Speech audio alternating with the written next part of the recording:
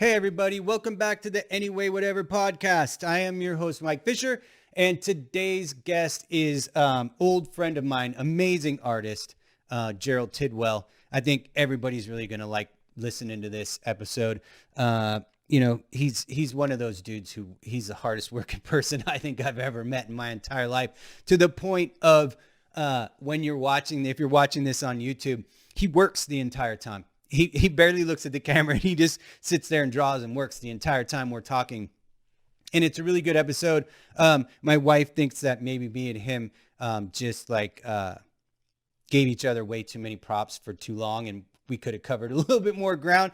But yeah, we're friends like that, and we've been friends for a very long time. And he's such a good dude, and he's such a talented person.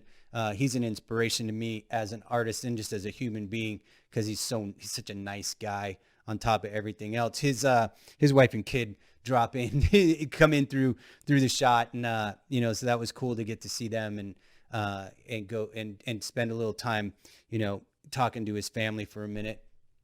As always, if you're watching this on YouTube, please subscribe and give us a like. Comment down below if you have any comments or anything to add to the conversation.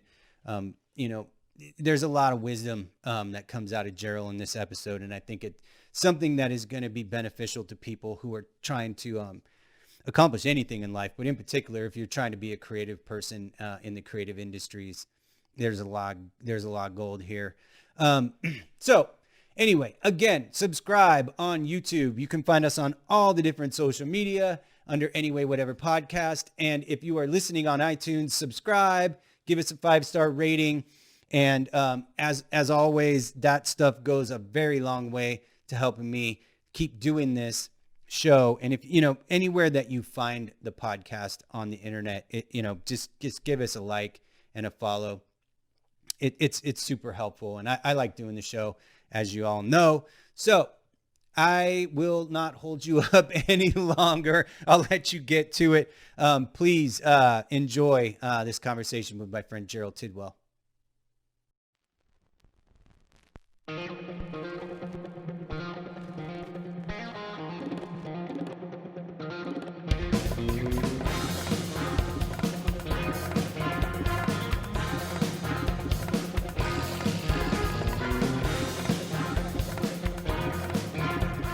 Hey everybody, welcome back. I'm your host, Mike Fisher, and today I have in the studio, or on the phone, I should say, because nobody can go anywhere and do anything right now. I have my old friend, Jeral Tidwell, who's known as Art Boy. Normally when I do these, I send people like a form to fill out that gives me kind of a rough idea of what we're going to cover. And I kind of knew right away with Jeral that there was no way we were going to be able to stick to any kind of script or any kind of we've been friends for a long time, and when we get to talking, we just talk about whatever we're talking about. And so, trying to stay on anything, it seems like a pointless endeavor. So what's up, Jeral? How are you, buddy? All good, man. How are you doing? I'm doing great. Just trying to stay busy right now. Dude, I think we all are, man. I appreciate you having me on, and kind of excited to catch up, man. We haven't actually spoken in person. Well, I say in person, in virtual person, in quite a long time. Yeah, it's been a number of years. I mean, both of us have been insanely busy the last decade. I mean, since I started going freelance, my personal life went by the wayside in ways I could have never anticipated. And so I'm not very good at like reaching out to people anyway, because I'm like you, like my work, I get caught up in all the things I want to do, and my work kind of takes over my life. And so I have to make myself be a good person and call my friends and talk to them and shit like that. I know you understand that. I like how you're like, make yourself be a good person. Been there, done that. Dude, totally. When me and Jeral were chit-chatting and getting everything set up with the for the recording, we were talking about the space that he's sitting in right now, and few years back he bought this massive building and turned it into him and his wife's art space, and you can see how big it is just from the little video that I have up. But Jeral was saying, like, how many square feet is your space? So the building I'm in currently, which is our studio, my little workshop, and our house, is 9,000 square feet. So it's 200 feet long from the front door to the back door. Jesus. So if you forget something in the kitchen, it's probably easier just to order it off of Amazon. It'll get here faster. It's like fucking, and people ring the doorbell and I'm just like, yo, you're going to have to wait. Cause it's like, even if someone rings the doorbell and I take off sprinting, it's like, it's still going to be longer than a normal person waiting at a house for someone to come. It's just ridiculous. It's kind of stupid, but kind of fun. And I don't know, we're used to it now, really. Yeah. I mean, how much of it is workspace and how much of it is living space? I would say it's probably a third workspace, maybe a little more than a third, but the rest of it's, and there's a lot of open space, which is, like we literally ride bikes and skateboards and we have like a ball pit for the kid. Like there are actual, like down that way where those white doors are, there's a massive like corridor that, there are actual bicycle obstacles and stuff like that where we go and play. Like, yeah. That sounds like that's on brand for for what I know about you. Is just like, you're like, if I'm going to live somewhere, I'm going to make it fun for what I want to do. Yeah. Hey, why do shit like everybody else, man? This is my chance. I'm going to make it just as goofy as I want to make it. That's amazing. I always like to get people to get their social media plugs up front, in case people don't listen. Sometimes people cut out before the end credits roll on podcasts. And so where can people find your work? My main site is humantree.com, and on Instagram it's Artboy Tidwell, and on Facebook it's just my name, just Jeral Tidwell. Yeah, that's awesome. And you might find like there's one that's Jeral Tidwell Art or whatever, and that one sucks. It's a while back whenever Facebook made you have a separate page if you were trying to do, and now just go to my regular one.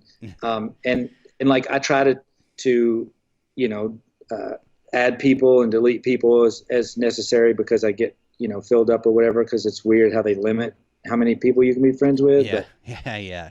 I'll get you in there. Right. One of the things, Instagram, it's the way to go. Yeah. Instagram really is the way to go for artists. I know it gets a bad rap for being, where influencer girls go to, make faces and show themselves in a bikini, but it is really the best platform for an artist because, there isn't a lot of politics involved. You can just show your art and you're not going to get a bunch of jackasses commenting a bunch of stupid stuff. People are on there to look at your art and they look at your art. And so for me, I know, we were talking about this earlier too, that, we just live in a time where, old dudes like us, we have to have social media and we have to learn how to adapt to it, whether we want to or not. And I mean, I've embraced it and I don't mind because I work so much and I'm a social person. I don't get enough human contact with other people in my day-to-day life because I'm just stuck in this art studio all the time. Not stuck in, I shouldn't say it like that because I love what I do, but my only communication with other people is by social media. And I know you're barely on there because you are like the most busy person I've ever known in my life. But it's the only way I can really, have conversations with people. So, I don't have much choice but to use it. Well, to be honest, if I didn't have to, man, I would just be like, I'd be out in the woods on my mountain bike, building a trail, playing with my kid, chasing dogs.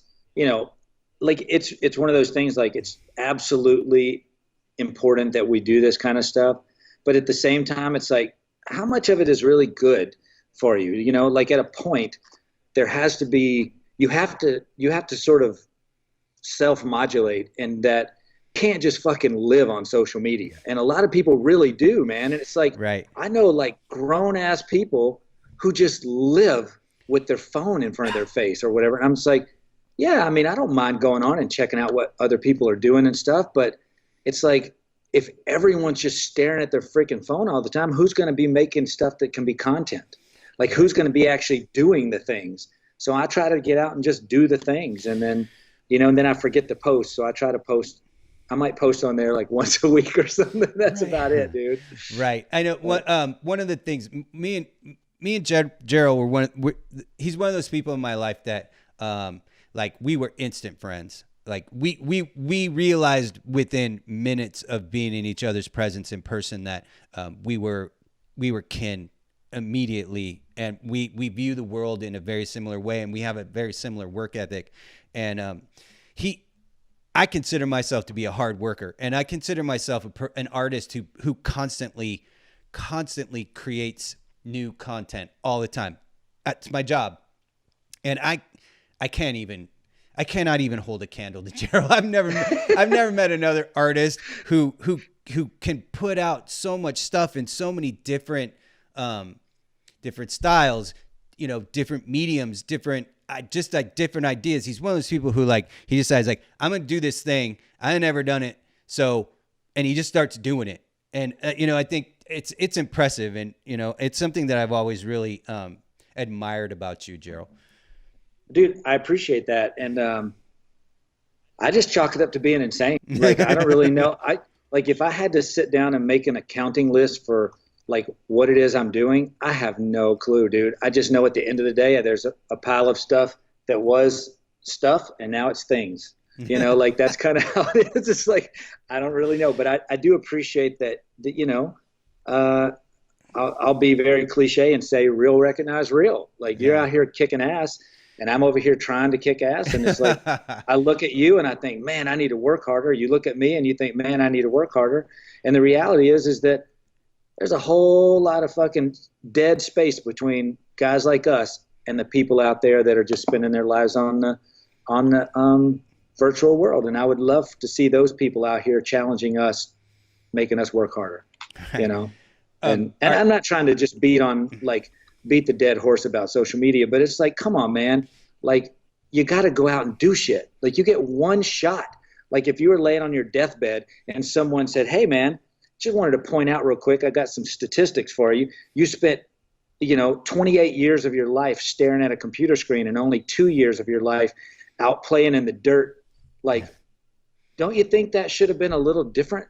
That's that accounting. And so I try to keep in mind for myself that I want my last words on my deathbed to be, holy shit, that was awesome. Or just even if I'm dying faster than that, just hell yeah. I'm done.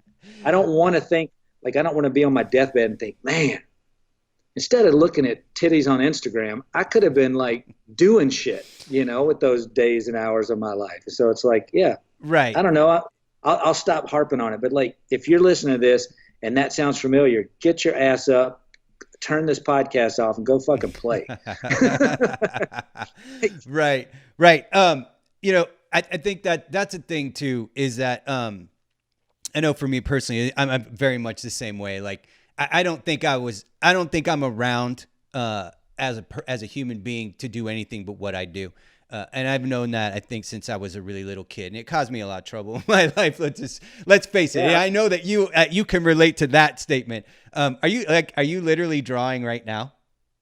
Yeah, can you tell? I mean, I'm watching you do it. No, not at all, not at all. You just have to show us all what you've done when you're done with it.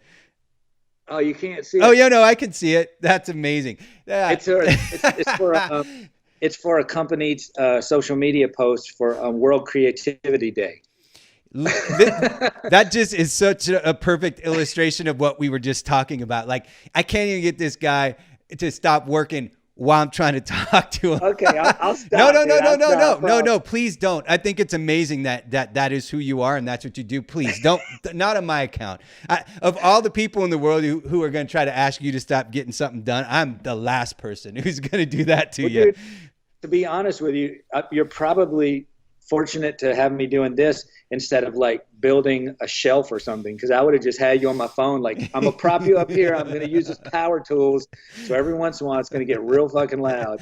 Yeah. Yeah. I just want to get that knocked out. I felt like I was a little bit behind on that. I was actually at the end of it, so I'm closing it up. That is just hilarious that while we were talking about that is what you were doing. And I could see in your glasses what you were up to something. So that's amazing. I think that's if you're looking for A+ content, that's it. That's this motherfucker wouldn't even stop working to do the podcast. Like, right. He's gonna be like, this is what happens when you talk to crazy people. Right. And it is a really good illustration of who you are and who you are to me.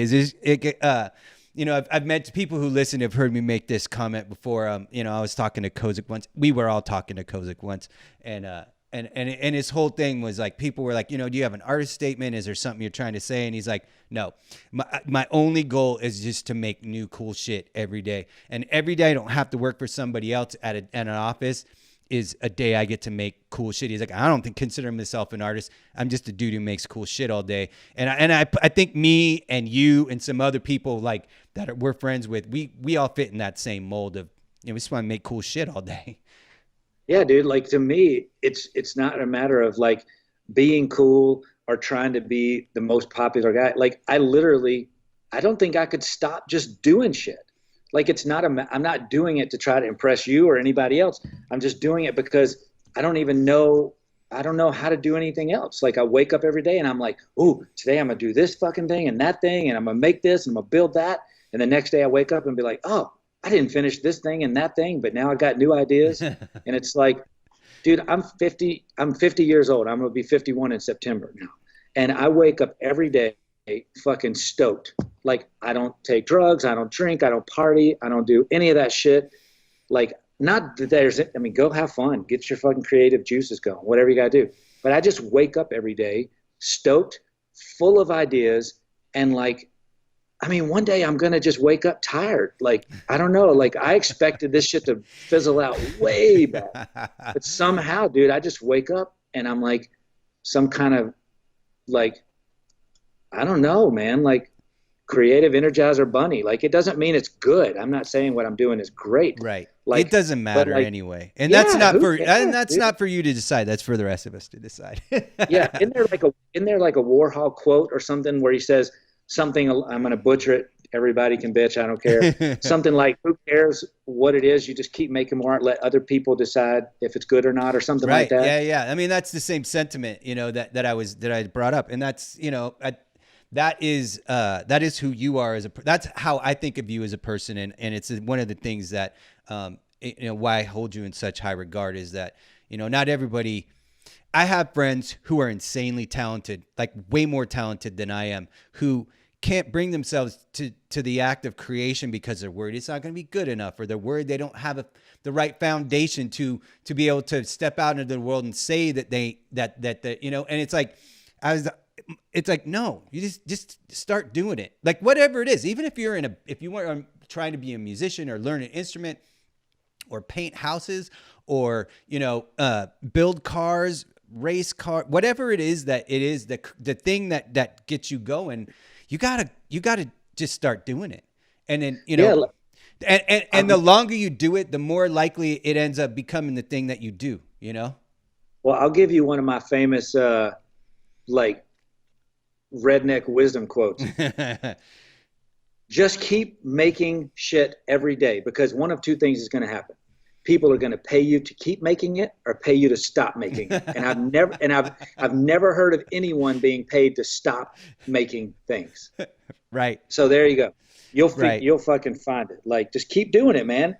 Who cares? And like, if someone tells you it sucks or whatever, fuck them. They're having a bad day. They're just projecting. Doesn't mean it sucks. Or they're just jealous because they don't have that same juice that you do to do your thing, you know, like, no matter who it is. There, you know, I hate to use the word haters because it's such a dumb cliche word, but there are people out there who just hate on other people who make things because they don't have the fucking balls to do it themselves, you know? Yeah. And it's such a weak way to go about it. Instead of like if I see someone doing better shit than me, I either think to myself, fuck, I better do something different. That dude's got this wrapped up. Or I think, most of the time I think, yeah, he should have done it this way. I'm gonna go hook that up and see what you think. But I mean, if you think about being a creative person in general, like just any type of creativity, you know, creative people have this sort of this stigma attached to us as being like hermits or being whatever, being like social distancing people, like we're antisocial or whatever, we're on drugs, whatever. But if you think, you know, or like people think a lot of time that self-confidence is a big problem. Well, just to be a creative person, think about the level of vanity you need to think my idea of that skull is better than everyone else's idea, and then to believe in it enough to actually create it and put it out there. Like, you got to be a vain motherfucker to think that all of your thoughts are as good, if not better, than everyone else's. Right. But then at the same time, it's like, it's not vanity at all. For me, it's just a matter of like, I just want to get my 2 cents out there. I just want my version. Why not? Right. They got their version. I talk about that on this show a lot. There's as I've started doing this and getting people in whose opinions and output I respect, a common across all the different creative genres, whether they're a photographer or a writer or a musician or a visual artist, every single one of these conversations always comes back to some basic themes. And you just kind of touched on that one a little bit. And one of the things is that there is no act of creation that doesn't have some form of ego involved in it. Like, if we didn't want people to see what we had to say, we would never do what we do. And so you can't be selfless as a person and try to be completely outside of the ego trip if you're going to make stuff and put it out there, no matter what it is in the creative realms. I don't care if you're a chef or goddamn, somebody who builds hot rods. Like, you want everybody to see your stuff and think it looks cool. And so, I think the more people embrace that mindset as a creative, like, the better off you are. But you have to keep that to just your art. If it becomes your personality and not just your output, I think that's when people start getting in trouble, when they feel like they're a little bit bigger than than the things that they make themselves, Well, and people who define themselves by the shit they make. Like, that's always been a real big, weird point for me. It's like, I make stupid art, but that doesn't mean I am stupid art. Like, I'm just a regular dude that goes grocery shopping and mows my yard and builds cabinets and doesn't wear designer clothes. I don't party. I'm not fancy in any way. But these people who just decide that they have to be what their art is, it's like, that's very strange. That's when you've taken creativity and turned it into like a fear. I don't know. It's like sort of fear driven in my mind that if I don't become the character that I've built creatively, then people won't take it seriously. It's like, no, I don't care who you are as a person. I mean, obviously, if you're like a serial killer or something, that might be weird. If you're drawing like children's books and you're like, a bad person, that might be weird. But like, I know guys that draw like crazy, like gore monster stuff, and you meet them and you're like, dude,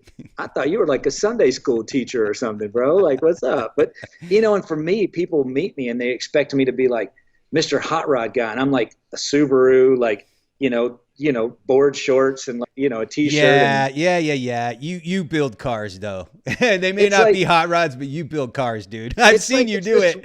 It's this weird thing that you have to wear the uniform of the style. And it's like, why can't you just be a regular motherfucker who does things? Right. That was always a thing that was funny.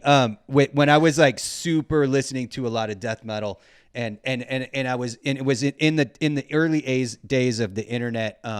And then when I'd meet people in real life, they're like, oh, like, you don't have long hair and you don't wear, long sleeve t-shirts with like, upside down crosses all over it. Like, I'm like the same dude that I was when I was like, 19, I'm just a skateboarder and that's all you're ever going to catch me being is a dude wearing Vans, Dickies and some skateboard t-shirt and a baseball cap. Like I've kept my same flavor just like you for like the last 30 years or so.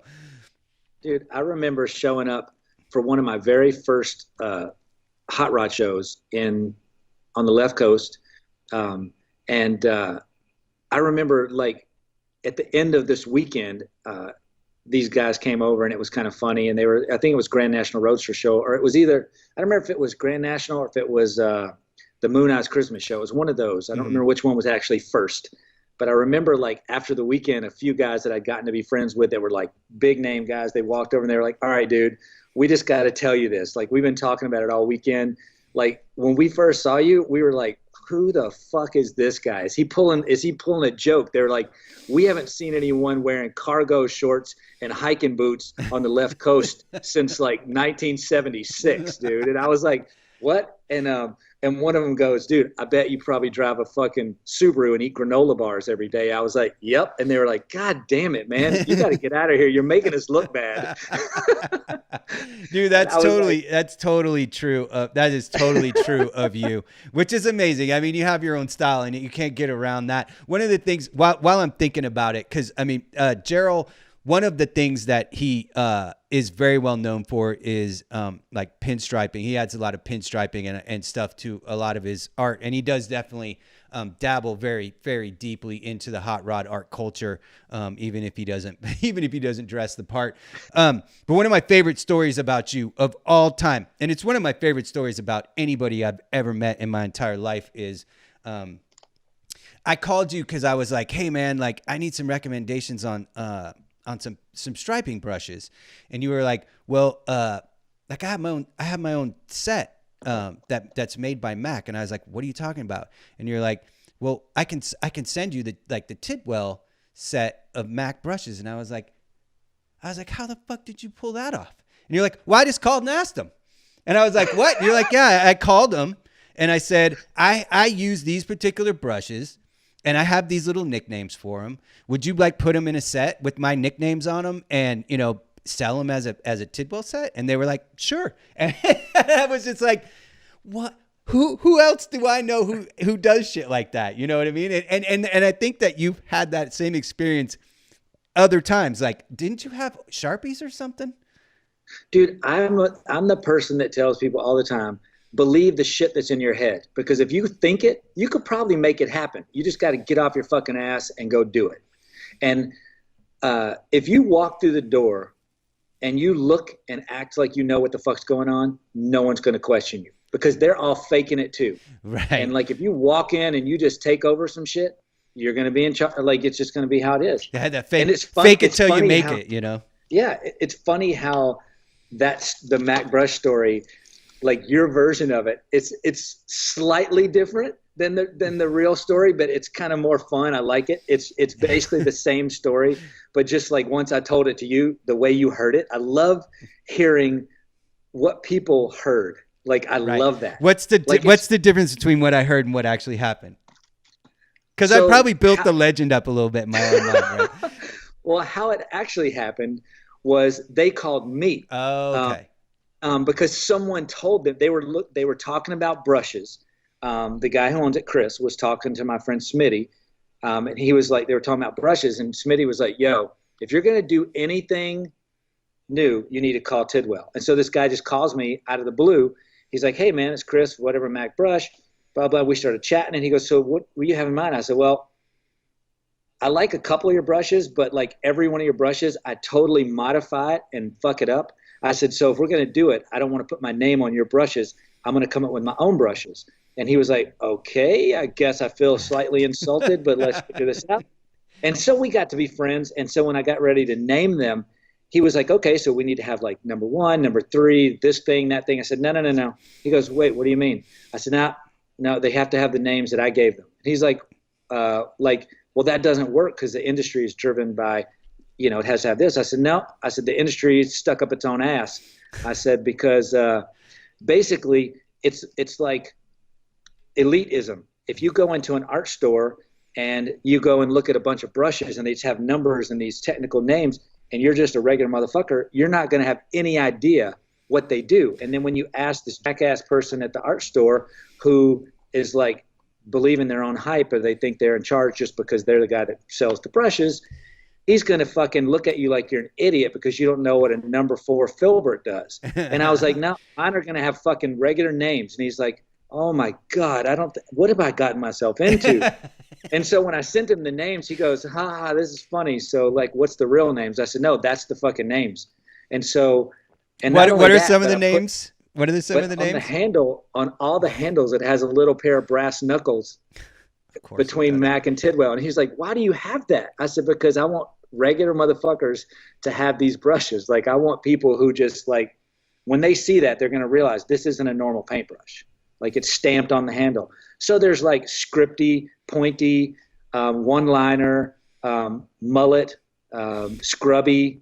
Like they're just what the fuck they do. Like, right. And it's like when you get it, so they are funny nicknames. And the story, if I were to paraphrase, I would say, yeah, he called me. I made a bunch of stupid brushes with silly names. So it's kind of basically the same story, except they called me. I didn't call him initially. Right. That's basically the biggest difference. Yeah. That's hilarious. And it's like, and he was just like, I really did not expect you. He said, I expected someone who just wanted to put their name on some of our brushes, easy transition. Our first set of brushes took about 9, almost 10 months to get from my first initial phone call to the street. And then we've made a lot of brushes since then. Yeah, I have you sent me like a bunch of sets, and they're the only brushes I use. Dude, and people who do have them, like, legitimately say that. They're like, finally, some brushes for regular, like, you get them and they just work. You don't have to treat them in any special way. They're not like some fancy thing. You get them, you use the shit out of them. If they tear up, call me. I'll send you some more unless you did it on purpose. And then I'll just fucking charge you some cheap ass rate to send you some new ones. Right. The first one, when I used to, when I was heavy into the airbrush and goalie mask, I was in Coast Airbrush down in Orange County. Shout out Coast Airbrush and those dudes. And yeah, they had all those brushes, and I was like, do you guys sell a bunch of these? And they're like, man, people love these brushes, man. And so, I know that from their standpoint, if they didn't sell, they wouldn't carry them.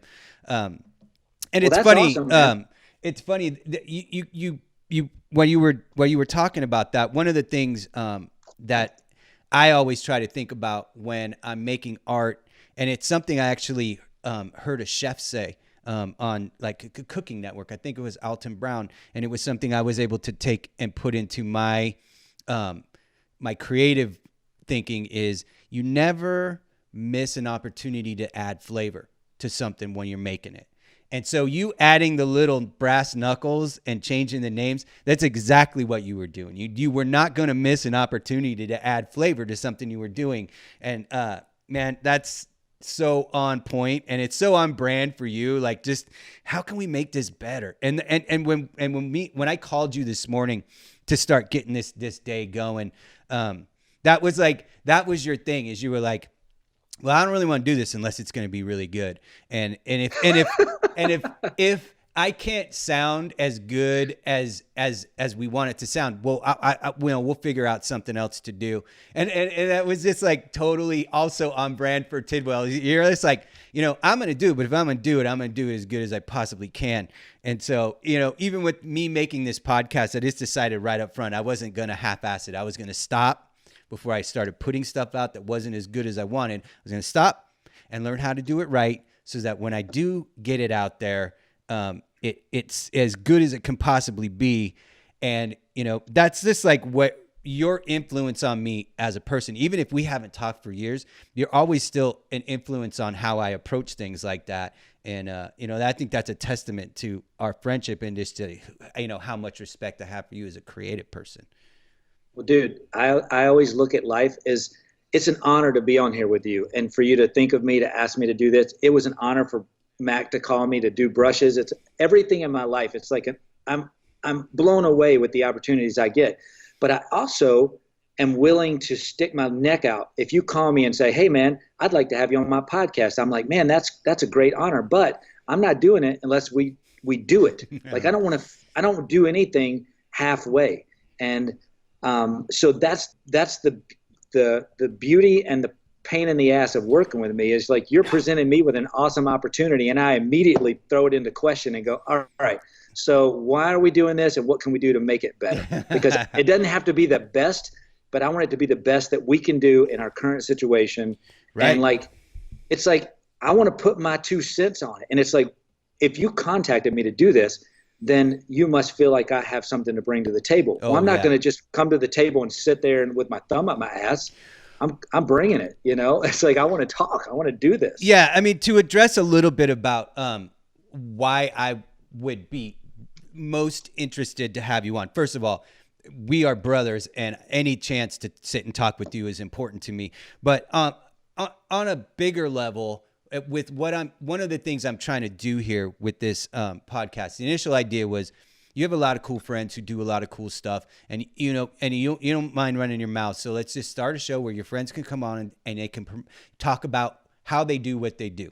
And Yeah. so that was the initial idea. And as I've been going along and doing this, what I've been finding is that I think that even more important than people going out and looking at everybody's content that they've created that are guests on the show, whether they're a musician or whatever, that's very important. And I want people to see and listen to and, you know, do the things that the people are on the show. But people like you, somebody's going to listen to this sometime, whether they're 60 years old or whether they're 16 years old, and they're going to be like, yeah, man, like that guy. Like, I'm just going to start doing this. They're going to get inspired by people like you and everybody I've had on so far. I think it's a very similar, you know, impression that people are going to get is it's just like people are going to get inspired to go out and like become a photographer, become a pinstriper, you know, start a band or whatever. And man, if I spent 5 years making 1,000 episodes of this show and one person listened to one episode and then went out and made something on their own, then it's a success for me. And so somebody Absolutely. like you is very important to me in that respect too, because nobody's going to listen to this and walk away not feeling somewhat inspired. You know what I mean? Well, I wouldn't say nobody, but anybody with any kind of fucking sense in their head is going to figure out who you are and what you bring to the world. That's all I'm saying. And if you don't get inspired, give me your address. I'm going to come inspire your ass in person. But yeah. No, it's like, dude, I appreciate that. And like, if there's anything in this world that I want people to think about me is that I'm stoked on life. And I want you to fucking be stoked. And you know what? I want you to be the best you, whether that means being my friend or not. Like, right. Like if, like I want to be able to, if nothing else, just irritate you enough to where you're willing to go out and try it your own way. Like right. People forget something, and I'm going to go a little bit off the thing for just 1 second. Yeah, no, fine. You're here to say what you want to say. Dude, people forget. You get one fucking chance to do this shit. Like you literally get one life. Even if you believe in reincarnation, you're coming back as something else. You're not coming back as this current person. And with all this crazy corona stuff that's been going on, man, if you haven't realized how fragile and how finite your fucking existence is and that you better go make the best of it, then you're just an asshole. You're not paying attention. Right. So to me, this is sort of like everyone else is getting a wake-up call that I was born with, which was, well, I probably got about 60 years. I better get on it. I got fucking shit to do. Man, you better get at least 75. I'm planning on 75, and if you don't last as long as I do, I don't want to live in that. I don't want to live in a Tidwell-less world. Dude, as long as I don't have to do any more construction projects, I might make it. I don't know. When we were doing our little pre-talk, he was talking about how hard it was for him to convert this building into a living space and into a workspace. And then if that wasn't enough, he decided to take over another like 5,000 square foot building so he could build art studios for other people to do what he does, because that's the Tidwell thing is he's not just about it himself. He wants you to be about it. And so, you know, just to be able to give back to the art community. Jeral's from Louisville, Kentucky. And so just to be able to give back to the art community in Louisville, that's got to be, you know, a pretty cool thing too. Well, just giving people an opportunity. And this all actually started with two thoughts. The first one was, there are a lot of kids that are probably have more creativity in their pinky toe than I have in my entire existence. And they just may never get an opportunity to express that because of a lack of opportunity in their particular area, a lack of economic ability, whatever it is. And I thought, you know, I want to give those people, like anybody who just needs a chance, I would like to be able to provide that because I've been super fortunate with my career. And then there was another group of people that I wanted to hit up. And those are artists that are sitting at their kitchen table, fucking grinding it out, dude, like just swinging it every day for the fences. And they're in their mentality, they're thinking, man, if I had one more square foot, I could take over the fucking world. Well, you know what? I want to give them that one more square foot, and let's see. Do it. You don't got to like me. You don't got to talk to me. Just fucking get in there and grind it out. And I have one rule in my studio spaces. If I notice that it's becoming a storage space, you're the fuck out. You're out. Right. This is for people who want to make it happen. And if you're not in there, if you're not burning it down, I don't want you in my joint. Like, I need people who are like-minded. This is for people who just needed a tiny leg up. I'm not giving them shit. I'm not teaching them anything unless they ask me a question. I'm going to give you a space and I'm going to get the fuck out of your way. Is there any space rental, or is it like you just letting people get space for free, or is there like a monthly rate, or how's that working? Dude, I do have on the official studios, there's a monthly rate. It's $1 a square foot. That's how, fucking dollar a square foot, dude. Right. People don't take shit seriously unless they have something invested in it. So I think that's smart. Like, you know what, like it's a minimal investment. And I think that, you know, even if you aren't, you know, selling a lot of art, you could find a way to pay $1 a square foot. How many square feet is each space? Is it? They're between like 150 and 250 square feet. Dude, that's and perfect. Here's the beauty, Mike.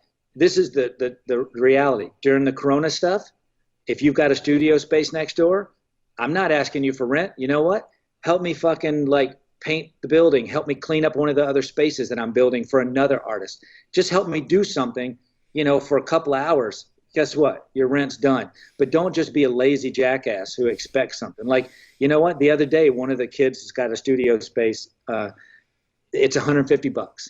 And I said, I'm not asking you for your rent this month, but guess what? I need some help painting this fucking back part of this building.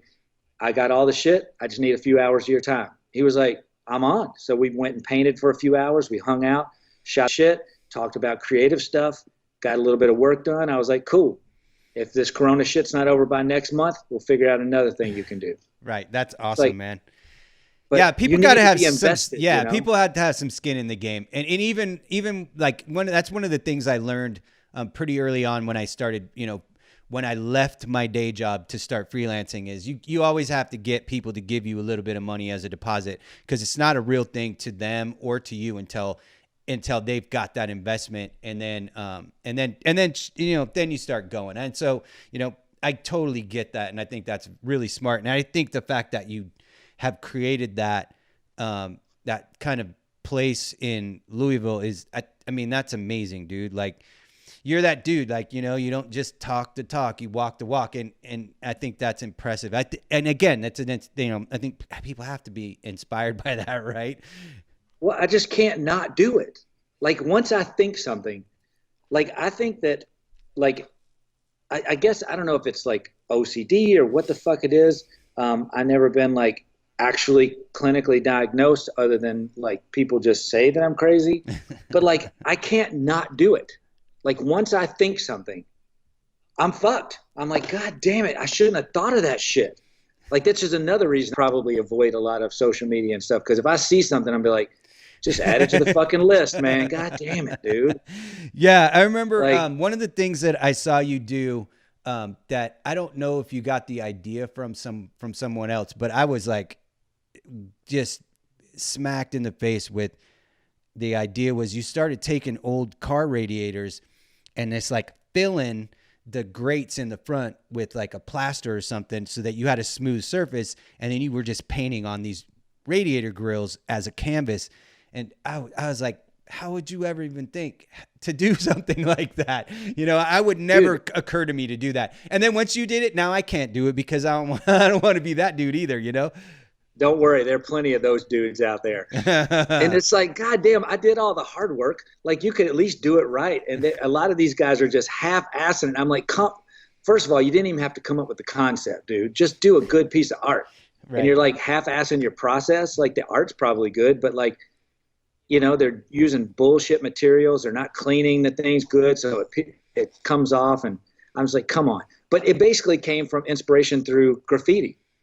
Like, people, when they're doing graffiti, a lot of times they'll just go up and spray, like the big air conditioning units and shit. They'll just like spray on them. And I'm like, man, if there was a way to fill that in, the art would look better. And I'm like, oh, I could do that shit. I'm like see, again, I saw some shit like, man, if these graffiti guys would just like but you can't fill in someone's air conditioner, because then it fucks it up. But being a hot rod guy, instantly the cross-pollination was there. I was like, oh shit, a car radiator. I'll put some Bondo in it. Done. Came home and did it. Right. You know? That I love that kind of shit, man. Like, and that's another thing. You don't be afraid to cross pollinate. Just because you see someone doing something creative, you don't have to do that thing creative, but look at it from a sort of a structural point of view. Look at it from a fundamental point of view. Look at it from a philosophical point. Look at it from any point of view you want, and then take that, bring it into your processor, run it through your way of creative thinking, and you'll get something new out of that. So, right. Right. It's a way to be inspired without just biting. Right. And that's a thing that's funny, because I was explaining this to my wife when my wife I did some test episodes of this, and my wife listened to them, and she's like, yeah, I think you could get pretty good at this, dude. And I want to help you, I want to help you try to, let's see if we can't make this a project, because she's in TV and film production, and she can't work right now. So she's got time. So she's kind of like acting producer, and we've had to learn kind of how to work together. She's watched me work for the last decade, and then we had to figure out kind of how to work together. And so I had to impart some of my own personal ways of seeing the creative life. And one of the things I was saying was exactly that. I was like, I am a person who will look at how somebody else is doing something and figure out why it's successful for them. And then I'll figure out a way to do my thing with that in mind. And so even with this podcast, I'm like watching a lot of information on how to do it. And I'm just taking all of those pieces and going, okay, now we're going to just put Mike's flavor on it. You know what I mean? And so, dude, that totally get that. Well, and then think about it this way. You and I both know there's like a billion dudes making podcasts. So what in the fucking hell got into your brain that said, you know what, I can do this and I can do it as good, if not better. Let's go. And that's the thing, is that you were willing to say that to yourself. Like, all right, there are 1,000 fucking dudes making podcasts. What can I do different? I don't know. I'm going to figure it out. Right. And then you got the balls, gathered it up, and stepped in. And that's the thing. It's like, it's like, think about people who watch UFC fighting on TV. They're always like, oh, you should have done this or should have done that. Well, you and I are the guys that will go down to the UFC training center and be like, yo, can I jump in there and show you something real quick and get our asses whipped? But guess what? We got off the fucking couch and went and got our asses whipped. Dude. And we're willing to take it because we're willing to put our point of view out there and get choked the fuck out for it. Totally. It's just how it is. That was that was a really good analogy for how I handled the goalie mask business. Is I just decided I was going to start doing it. Like I did some a long time ago, and I didn't do them right because I didn't know what I was doing. But when somebody asked me to do one for real, and I did it, and I was like, oh, this is something I think that I could really do. I spent all of my money and every single waking minute of my time figuring out how to do it. And I didn't stop until I got it done. And then I just rode that horse as hard as I could every single day for, 7 years, until one day, like what happens to me every 5 to 7 years, is I just go, I don't want to do this anymore. I want to do something else. And I put my eyeballs on something else. You don't wait for it to get to 5 or 7 years. You wake up every day and you're tired of what you did yesterday and you want to do something new. But like for me, it's like, if the pandemic did anything, is it gave me the time and motivation to start doing this, because it's something I've wanted to do for the last year or more. And so you're just like me if I smoked crack. I get bored really easy. I tell you that. Same here, man. Justin Kramer, Angry Blue Justin, awesome artist. Shout out Justin Kramer, Justin, Angry Blue. A lot of people know that dude's work.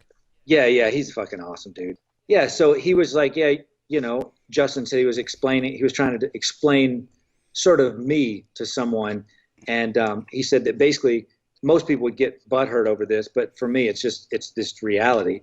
And that is that basically I'm like an extreme hobbyist in some way with my life, in that I will pick a subject. I'll see something like if I wanted to learn about boats, I will fucking learn everything on earth I can find about boats. Then I will build a fucking boat. Then I'll build boat version 2.0 and 3.0, fucking strap a rocket, send it to the moon. And then 2 days later, I'll forget that I ever learned anything about boats, but I'll just have this vast catalog of knowledge. And so I joked and I said, so basically I'm like if there was a Jeopardy for fucking crazy people, I would go and win. He'd be like, you'd be like the fucking Rosie Perez of fucking Jeopardy for crazy people. And for people who don't get that reference, go watch White Man Can't Jump. You'll get it. So anyway, Justin was just saying basically like that I'm insane, but insane in a very productive and a way that I'm always trying to learn something. And I think that if you think that you know everything about anything, then you're wrong. Right. Right. You know, you should always be learning something new every fucking day. Even if you're painting the same shit you painted for the last 6 years, if you're not learning something, then you're not even trying. You need to get up and shake it up. Right. Do something different. Yeah. Something new. That kind of goes also to one of the overriding themes on this show is that I'm always trying to learn something new, and I'm always happy to teach something to somebody that maybe they didn't know. And so, yeah, I think that's an important thing for any human being who's on earth. If you're not trying to learn something new, I don't know what you're even trying to do with yourself. And you get people who are just stuck. They're stuck in I've always done it this way, or I liked it better when the world was this way, or anything like that. And it's like, if you're not trying to learn something new or see some different perspective in life, man, I don't know. I don't know how much room I have for somebody like that in my world. You know, I want people who are always trying to figure out whether or not they're wrong.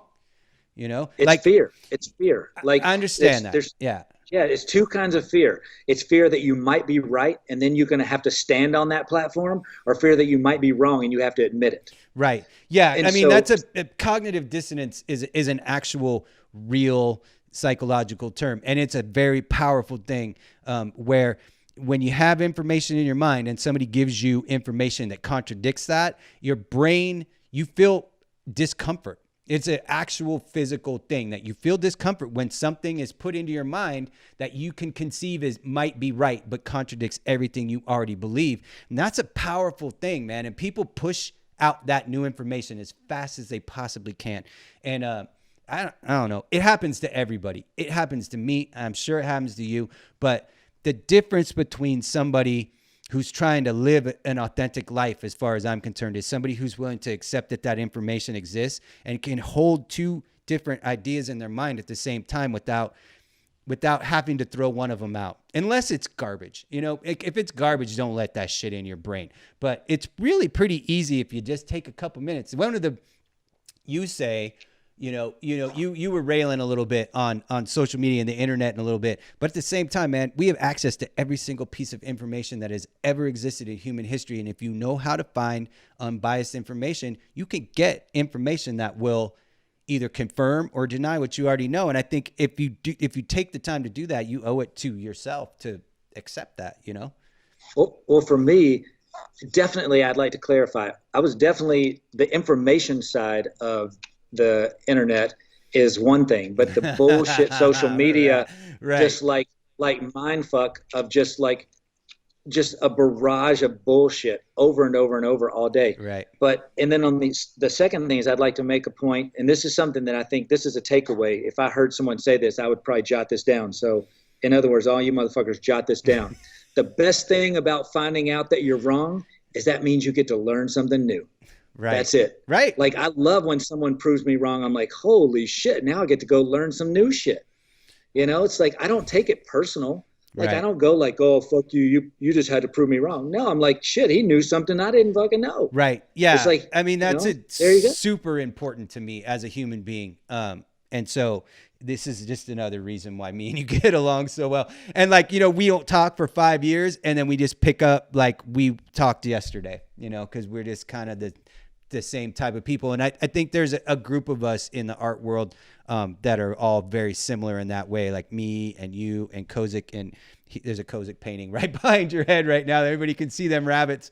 And there was like a group of us that we have all remained friends for so long because we're all cut from the same cloth. And, you know, Jermaine Rogers is another person. Shout out to Jermaine, who's in that same group of people. Like we're all Connie Collinsworth. Anybody who's listening to this show is familiar with Connie's name. There's just a bunch of us who are like that, you know, and it's like, that's why we're all still friends, and that's why we're all still support each other, and we can all just pick up our friendship, you know, at any time. But we're also so busy that we don't spend enough time, you know, in each other's lives, and you know, that's a thing too. And that's also why we're all still out here doing this. Right. Like, it's just that simple. You wake up every day And if you're pushing forward, you're going to continue moving forward. Right. Some days you're going to be pushing forward and you're going to run into an immovable object. That doesn't mean you failed. That just means that you got to figure out a new way to push. Right. Just that simple. Need a new lever. You just need a new lever, because a lever will move that rock, the right lever. Look, I'm going to give Justin one more shout out, and I'm going to promise I'm going to quit trying to like boast myself up off of him. But he tells people all the time, he's like, yeah, Jeral's part Egyptian. And what he means by that is that I've never found anything I couldn't move. You know, and it's a joke because, you know, they always say the Egyptians did this and there's no way they could have done it, but they fucking did it. Somebody did it. Right. And it's like, so Justin will say that, be like, he's got it. He's part Egyptian. That's he just amazing. Just give him some fucking duct tape and a rope. He can lift the Empire State Building. Move it. If duct tape won't solve at least part of your problem, then you might need to throw it away. I heard a redneck guy say one time, if you can't fix it with duct tape, you better fucking run. That's amazing. You know, I know that your wife makes art too, and it must be amazing for you to have a situation where I'm assuming she's similar to you in that she's just constantly working as well. And I don't know if you want to give a shout out to her social media so people can check out what she does. Dude, of course, man. I hope to just be her manager someday. Like, I'm going to retire, quit having to draw stupid shit all the time. No, Inky Dragon on Instagram, theinkingdragon.com is her website. And she does make amazing art. Honestly, like, even if I didn't even like her, I would still say the same thing. It's really good. She's a craftsperson. She really makes it. She makes well-made stuff. She does a really great job. She puts her own twist on it. And then she also has another thing that she does where she makes these mini pet portraits of like your pets and like deceased pets and things like that. They're super cute. It's kind of her way of giving. She's been involved with animals and rescue. She was a vet tech for 7 years. She's like the most caring human being I've ever met in my life.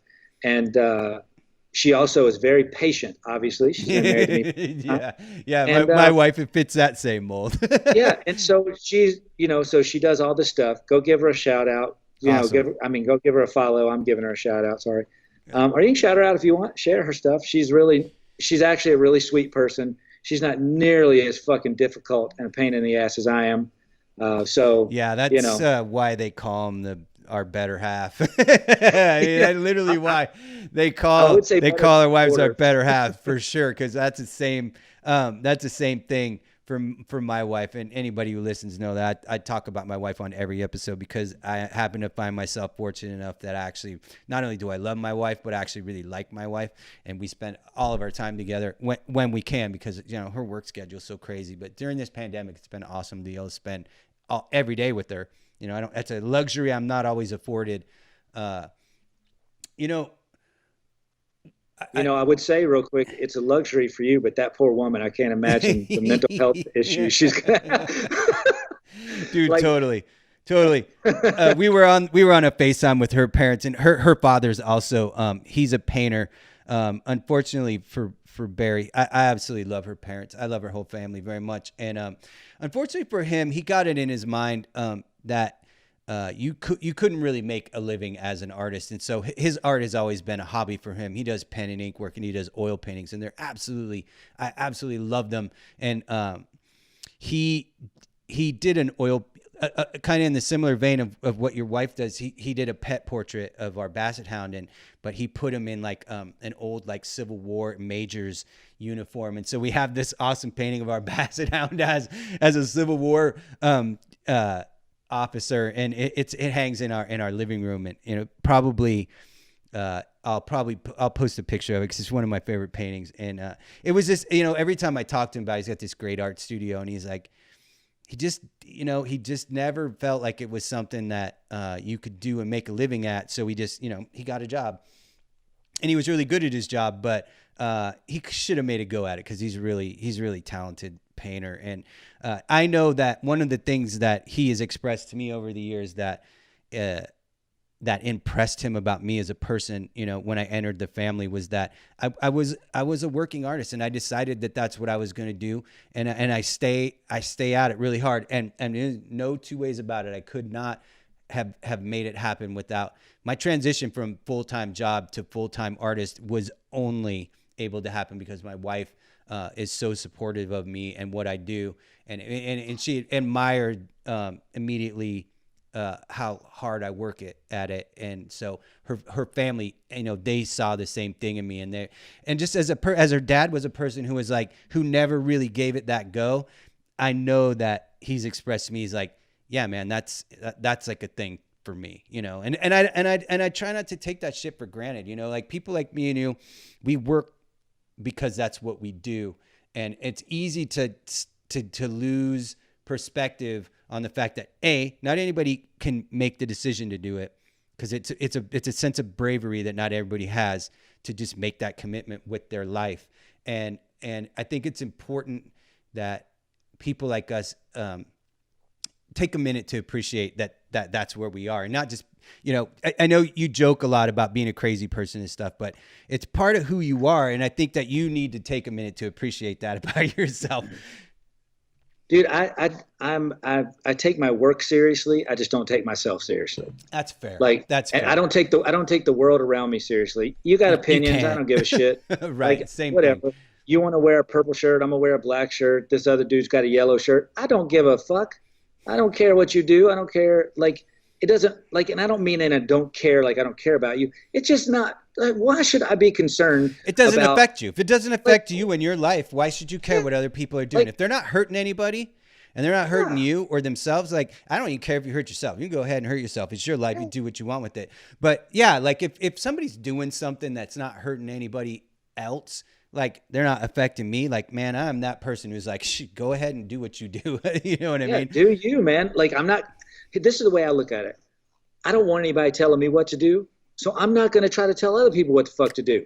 Bingo. It's just that simple, man. That's literally my motto. Once I was done raising kids, I had to tell my kids what to do to a certain extent. You got to parent your children. Everybody knows that. But once I was done with that, I mean, other grown-ass people. I know what you mean. Yeah. But for me as a person, once they were all done and out of high school, I literally, one of my mottos in life became I do not want to tell another person ever again, as long as I live, what to do or how to do it. And I don't want nobody telling me what to do. And don't want to be telling other people what to do, or that they're right or that they're wrong. If they have information I think is wrong, I might try to help them out with some information that I think might enlighten them a little bit more, but I'm not going to try to jam anything down anybody's throat, And here's a funny example. Here's a funny example that I will use that brings it back into the art realm. There was an artist that I was talking to once about painting, and they were like, you never use black. You can never use black in your paintings. It's just not done that way. You can use very dark blue, very dark gray, whatever it is, but just don't ever use straight black. And I was like, okay, I didn't know any better, so I took that to heart. And then I was talking to another equally accomplished painter, and I was like, I was told that you don't ever use black. He's like, don't ever listen to shit like that. You make it how you want to make it, and if you want to use black, use black. It's like both people were totally right, but it just depends on how you got to find your own balance with that stuff. Well, really, first of all, there's no rules in creativity. That's why the fuck it's creativity. You know what I mean? It's if you have a bunch of rules for yourself and you call yourself a creative person, you are an oxymoron. You need to get shit sorted out. You're a contradiction, whatever you want to call it. I said oxymoron, but you're a contradiction. You can't live both ways. You can't have it both ways. Hey, people. Hey. I didn't realize you were doing a thing today. Can Edison come over for a second? Yeah. Let's meet your kid. Okay, what's behind him? Do you see what's behind him? Whoa, look at the monster. Whoa. Oh, is that cool? You want to sit in Daddy's lap? No, I can see a toy. Oh, there are toys. There's a lot of toys back there. I'm gonna send you to Uncle Mike's house. You can go back there and touch all that stuff. Just go touch it all. Right. Oh God, yeah, that's that is about 3 of the dozen Rubbermaid tubs that I actually have of toys and crap. The rest of them, every now and then I have to go up into the storage and get a new tub out and rotate out some of my toy car collection because I have so many of those damn things. dude. Well, that was a nice But, treat. yeah, like they're just walking by for a second and interject a little love. Yeah, that's how. But Listen, my dog comes through all the time. He should be here. He should be through here any minute. well, I mean, I know you. I don't know how long you want to do this or whatever, but like I don't know, man. Like it was really great to be able to talk to you and like just share a little bit of reality of like you don't have to be necessarily fucking super positive or stoked. You just got to be motivated. Just go do your shit. You know? And it's like, that's important. Yeah, I think if I had a hope for people, and if I had a hope that people, maybe something that was a takeaway from this is that you don't have to be ready to start doing it. You'll wait around the rest of your life if you're waiting around to be ready to do the things in life that you want to do. Or if you think that you're not good enough to do the things you want to do, you're going to just wait forever. And you got to just start doing them until they become what it is you do. And, you are the personification of that for me as an artist. And, I appreciate you taking your time. I know you got a family. I know you got things to make. And I love that you kept making them the whole time we were talking. That is brilliant. I stopped. That's like I said, that's A+ content. That is relevant to my life and my experience, and I think it will be to other people too. And that's fantastic, dude. Well, dude, I mean, if you talk to anyone who's successful at anything, they'll tell you they just started. They just went for it. Yep. And you don't hear them saying, "Oh, I waited till I was ready. I waited till this was that or that was this." It's like, no, I just started. Like, and I hate to sound so cliche, but there truly is very little failure in life. It's Bob Ross, right? Yeah, I mean, if you chop a leg off, I might call it a failure. But then again, you learn not to fucking do that, so you got something out of it, But like until you're dead, you didn't really fail. Right. You know what I mean? Right. Like, I don't know. Like, it's just one of those things. You just got to believe the shit that's in your head and go for it. Right. Like, that's it. And from a creative point of view, doesn't matter. Like you said, it doesn't matter if it's good, bad, ugly, pretty. Doesn't matter if nobody fucking likes it. Do you like it? Well, then good. Good for you. If you get something out of it, there's like a super famous like kind of paragraph from Ira Glass, who's a writer, and this is definitely a paraphrase. I'll butcher it, but basically what it boils down to is you create things because you have good taste and you want to add something to the world in that way, and you just have to start doing it, and you're gonna suck a lot at the beginning, but you just have to keep doing it because eventually you'll get good enough to meet where your taste level's at on a personal level, and your taste never goes away. Your good taste never goes away, whether it's in writing or whatever it is. And so if you just keep doing it, eventually those two things are going to meet up with each other and you're going to get where you want to go, but you got to start doing it. Well, and you have to think of it from this way as well, is that if everything you do you're instantly good at, you need to set higher goals. You need to reach a little deeper, because if you're not struggling, you're not trying. Right. It's like you're not trying new shit, and it's like I love to fail because that means I'm actually trying something. That means I'm in it. Like if everything I do, if I pick it up and it's easy, I'm like, well, I need to try the harder version because that was too easy. That is definitely something that I struggle with. Like ever since I was very small with my creative endeavors, if things didn't turn out immediately how I envisioned them in my head, it was hard for me to keep going at it. I've gotten over it a lot now, where I can suffer through sucking at things. Well, look at me, I'm 50 years old and I'm still a professional artist, so I'm obviously good at learning how to suffer through sucking.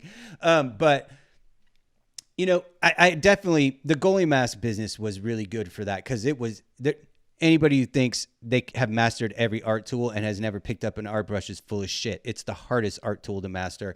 And so that was challenging, and I had to really stay at it to get the results that made me happy. So yeah, I'm the kind of the opposite way of you in that way, is that I want it to be good the first time I try it, but I will keep trying until I get it how I want it. if, Well, wanting it to be good and expecting it to be good are very different things. that's true. I expect it to be good too. Yeah, yeah. Because I think I'm a super genius. I want it to be good, and I'm like, that shit ain't good. Also, be fucking honest with yourself. Yeah. Not everything you do is a fucking Fabergé egg. For all of you assholes out there trying to push on social media that every time you fart on a fucking canvas, it's the Mona Lisa. It ain't. Quit lying to yourself. It's just a fart on a fucking canvas. Right. Like, work harder. Some people, I think some people have heavier weights to lift in regards to their art career than people like me and you, because me and you are more in the custom world, and I can see where people who are gallery artists, they have a little bit more responsibility to their image than guys like me and you. You know, I'm like one of those people who never I'll never bust anybody's balls about how they hustle their shit.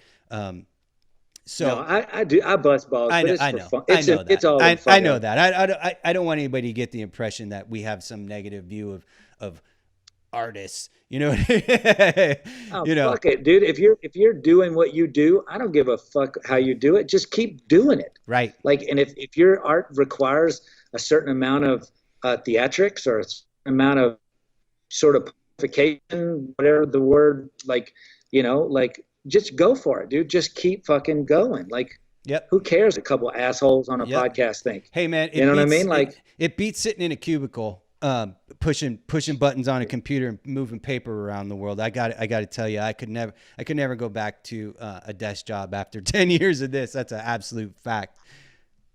Dude, I got to be able to do what I need to do when I want to do it. Yep. How I want to do it. Yeah.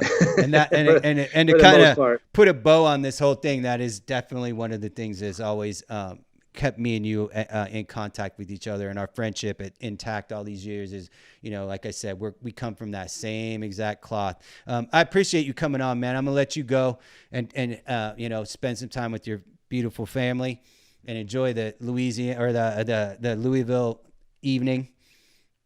You tried to take me back to Louisiana there. Be careful with that. I know, I forget that's where you're from. But yeah, I want you to come back on sometime and tell me a funny story, or you know, shoot the shit about a movie or something, because you know, you're always a good conversation. Dude, I appreciate it, and I think today was just a good way to say hello again, introduce everybody, get everybody excited, and we're gonna, you know, we'll do this again. For sure. Yeah, awesome, man. And I appreciate. I mean, if you'll have me back, of course. I appreciate it. But, I can't wait to have you back.